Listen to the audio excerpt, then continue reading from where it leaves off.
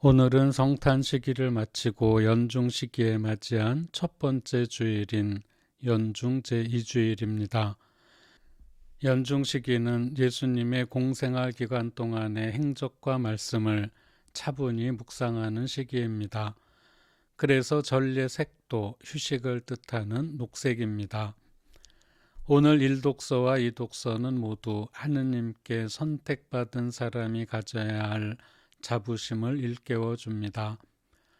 오늘 1독서는 나의 구원이 땅끝까지 다다르도록 나는 너를 민족들의 빛으로 세운다 하신 말씀으로 하느님께 선택받은 사람의 사명이 얼마나 중요하고 큰지 일깨워 줍니다. 또한 이 독서에서 바오로 사도는 성도로 부르심을 받은 여러분에게 인사한다고 하시며 그리스도를 믿는 백성이 거룩하다는 점을 확실하게 말씀하십니다.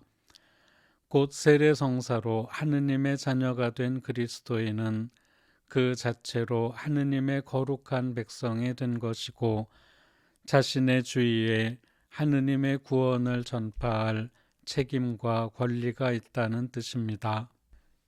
오늘 복음은 주님 세례 축일에 기념한 주님 세례에 대한 후일담입니다. 요한 세례자는 예수님을 보고 세상의 죄를 없애시는 하느님의 어린 양이시다 하고 자기 제자들에게 말하며 나도 저분을 알지 못하였다 하고 2번이나 말합니다. 그리고 이어서 하느님께서 성령이 내려와 어떤 분 위에 머무르는 것을 내가 볼 터인데 바로 그분이 성령으로 세례를 주시는 분이다 하신 말씀을 듣고 그분이 하느님의 아드님임을 증언하게 되었다고 말합니다. 이 말씀은 우리가 세례 성사를 통해 구원의 성령을 받았지만 그리스도에 대해서는 점차 알아나가야 한다는 점을 말해줍니다. 이처럼 점차 알아나가는 과정을 염두에 두면 우리에게 하느님의 은총과 우리 자신의 노력이 조화를 이루어야 한다는 점을 알 수 있습니다. 곧 그리스도인은 세례 성사를 통하여 구원의 길에 입문하지만 믿음에 따른 행동으로 그 구원의 길을 점점 더 명확하게 알아나가야 하는 것입니다. 구원의 길을 알아나가는 데는 생활의 변화가 있어야 합니다. 생활의 변화는 감각을 정화시킴으로써 시작됩니다. 사람에게는 5가지 감각, 곧 보고 듣고 냄새 맡고 맛보고 만지는 감각이 있습니다.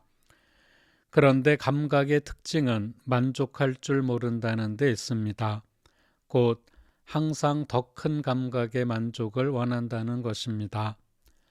이것을 감각적인 욕망이라고 할 수 있는데 이 욕망을 스스로 통제하지 못하면 감각적 욕구에 끌려가는 삶을 살 수밖에 없습니다. 특히 요즘같이 감각적인 유혹이 많은 시대에는 감각을 정화하기가 더더욱 어렵습니다. 감각의 정화를 위해서는 선악에 대한 가치 판단이 있어야 합니다.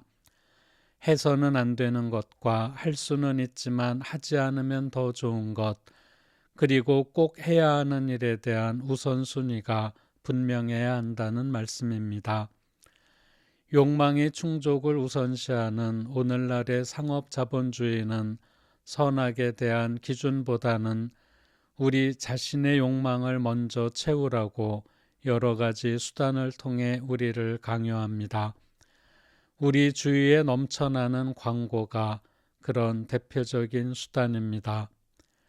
감각의 정화 문제는 행복의 문제와도 직결됩니다.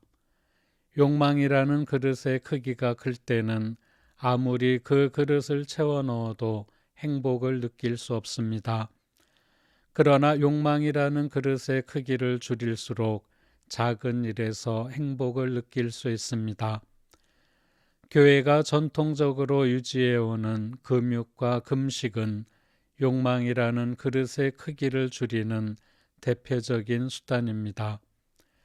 신앙생활은 우리가 감각을 정화하고 욕망을 줄임으로써 참 행복이 어디에 있는지 찾아나가는 과정입니다. 오늘 독서와 복음을 묵상하면서 세례성사로 거룩하게 된 우리가 하느님의 구원을 주위에 전파하기 위해 우리 자신을 더더욱 다듬어 나가는 계기로 삼아야 하겠습니다. 영광이 성부와 성자와 성령께 처음과 같이 이제와 항상 영원히 아멘.